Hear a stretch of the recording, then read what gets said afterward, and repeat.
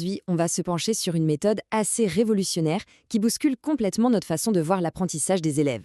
L'idée, c'est d'aller bien au-delà de la simple note sur une copie. Parce que, au fond, c'est la grande question, non? Celle que tous les éducateurs, tous les parents se posent, et c'est justement le point de départ de tout ce qu'on va voir ensemble. Alors, voilà le programme. On va commencer par le modèle classique, celui qu'on connaît tous. Ensuite, on découvrira une nouvelle approche, vraiment intéressante. On verra comment ça marche avec un cas concret, l'histoire de Jovan, et puis on finira par réfléchir à ce que tout ça implique pour le futur. Allez, on attaque. Pour commencer, posons les bases. Le fameux modèle des tests standardisés. C'est notre point de référence.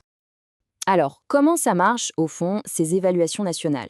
Eh bien, elles reposent sur ce qu'on appelle la logique psychométrique. En gros, tout est fait pour que ce soit carré, mesurable et surtout complètement déconnecté du contexte de la classe. On a des questions fermées, un chrono qui tourne, et à la fin, c'est simple. Soit c'est bon, soit c'est pas bon. Et cette citation, elle résume parfaitement le souci.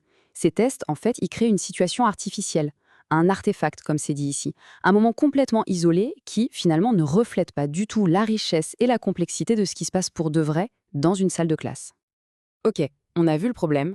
Maintenant, si on parlait d'une solution, on va s'intéresser à la méthode H2O, qui se base sur une approche au nom un peu curieux, QAIA, pour qu'est-ce que j'ai appris aujourd'hui. Et là, on change complètement de point de vue, parce que tout part de l'élève lui-même. Le principe est d'une simplicité déconcertante. Tout repose sur cette seule et unique question. Chaque jour, on demande aux élèves de mettre des mots sur ce qu'ils ont appris. Et en faisant ça, on ouvre une porte directe sur la façon dont ils perçoivent leur propre parcours. Et là, ce que l'étude révélait est juste fascinant. La mémoire d'un élève, ce n'est pas juste une liste de cours, non, elle est cologique. Ça veut dire que ce qui marque vraiment les élèves, ce sont les expériences, le vécu, une émotion forte, le plaisir de faire quelque chose, la surprise d'une nouveauté ou le sentiment de réussir ensemble. On arrive maintenant au cœur de notre analyse. On va mettre face à face deux visions de l'évaluation qui sont en fait deux mondes complètement opposés. C'est un vrai choc de philosophie. Alors, d'un côté, on a les tests standardisés. Leur but, c'est de mesurer un résultat, une performance brute, à un instant T. C'est comme prendre une photo. Et de l'autre côté, on a la méthode H2O. Elle s'intéresse au processus, au film en entier. Elle analyse l'évolution sur le long terme et essaye de comprendre comment l'élève réfléchit, quelle stratégie il met en place. On ne regarde plus juste le résultat, on s'intéresse au chemin. Et c'est là que ça devient vraiment impressionnant. Les tests classiques, ils mesurent des choses de base, ok?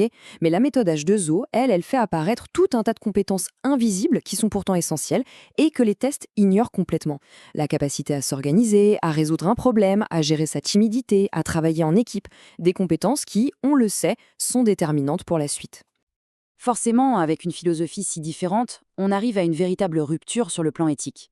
Le système traditionnel, il produit une note, il compare, il classe les élèves les uns par rapport aux autres.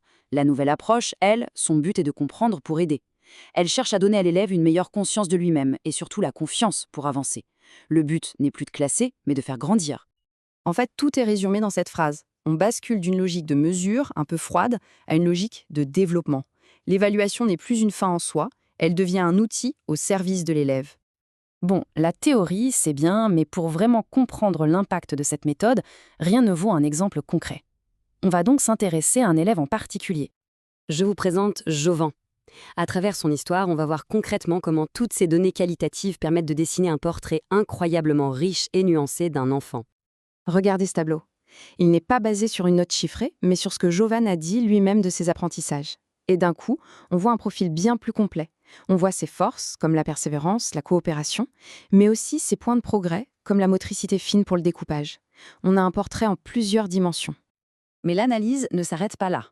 Elle va même évaluer ce qu'on appelle son niveau de réflexivité. En gros, c'est sa capacité à réfléchir sur sa propre manière d'apprendre. Jovan est au niveau 2. Il sait dire ce qu'il a fait et s'il a réussi. L'étape d'après, ce sera de l'amener à expliquer comment il a fait pour réussir. Et c'est ça qui est génial. L'analyse ne se contente pas de faire un constat, elle débouche sur un vrai plan d'action. On a des pistes concrètes, sur mesure, pour aider Jovan à passer à l'étape suivante. Ce sont des choses que ses profs, ou même ses parents, peuvent mettre en place tout de suite. Alors, pour conclure, qu'est-ce que tout ça signifie pour l'avenir? Quelles sont les grandes leçons à tirer de cette approche? Ce qu'il faut retenir, c'est que c'est un changement complet de paradigme. On arrête de penser l'évaluation comme une machine à trier et à classer, et on commence à la voir comme un outil pour donner du pouvoir aux élèves.